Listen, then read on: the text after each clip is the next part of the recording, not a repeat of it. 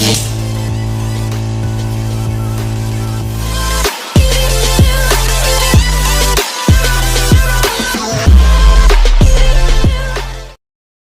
वालेकुम। आज हम आपके लिए सरप्राइज़ बना रहे हैं और ये सरप्राइज़ है हाफ चटांग से कम ये खशखाश है और कोई 20 के करीब बादाम है और ये खोपरा इट्स ऑप्शनल, आप चाहें तो डालें चाहें तो नहीं डालें। बनाना क्या है ये मैं बाद में बताऊंगी। अभी इसको इन दोनों चीज़ों को रात भर के लिए भिगो के रख दें।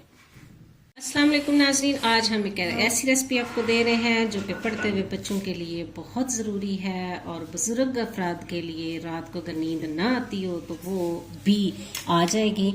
आप ज़रूर आजमाइएगा। ये देखिए मैं ये खशखाश लिया है, ये तकरीबन कोई हाफ चटांग होगी। इसको मैंने ये कुंडी में डाला है और उसके बाद ये कोई 20 बादाम है और इनको भी मैं इसमें शामिल करूँगी और अब मैं इसको रगड़ा दूँगी।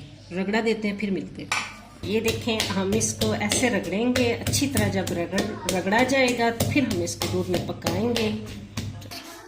ये यहाँ तक मैंने इसको घोटा लगाया, लेकिन अब मैं थोड़ा सा दूध ऐड करूँगी ताकि ये थोड़ा नरम होके तो आसानी से ये घोटा जा सके। ये ऐसे तमाम अफराद के लिए इफ़ेक्टिव है जो कि जिनको रात को नींद मुश्किल से आती हो, या बुज़ुर्ग अफराद हों जिनका बीपी लो हो जाता हो, या फिर पढ़ने वाले स्टूडेंट हों उनकी नींद डिस्टर्ब होती हो। देखिए नाजरीन, ये हो चुका है ऐसे बिल्कुल नरम मुलायम आटे की तरह। अब ये तैयार है। अब हम इसे सॉसपैन में डालेंगे।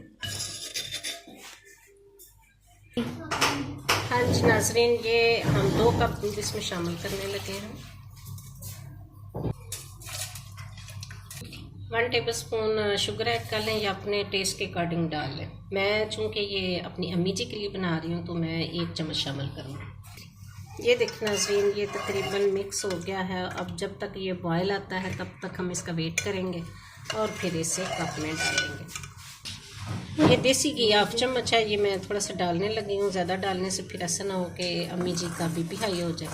इसको भी हम थोड़ा सा बॉयल, ठीक है। It's ready. ये देखिए, बहुत मज़े का मज़ा और सेहत की सेहत, ठीक है। देखिए नाज़रीन, ये हमारी, इसको हम दूधी का नाम देंगे। इसमें खशखाश डाली हमने, बादाम डाले, 1/2 चम्मच हमने देसी घी डाला और ये हमने एक दवाई भी तैयार की है और एक रिफ़्रेशमेंट भी है। हेल्दी सा दूध है, इसे पिएं और एंजॉय करें। इसके साथ ही मैं आपसे इजाज़त चाहती हूँ। अल्लाह हाफिज़।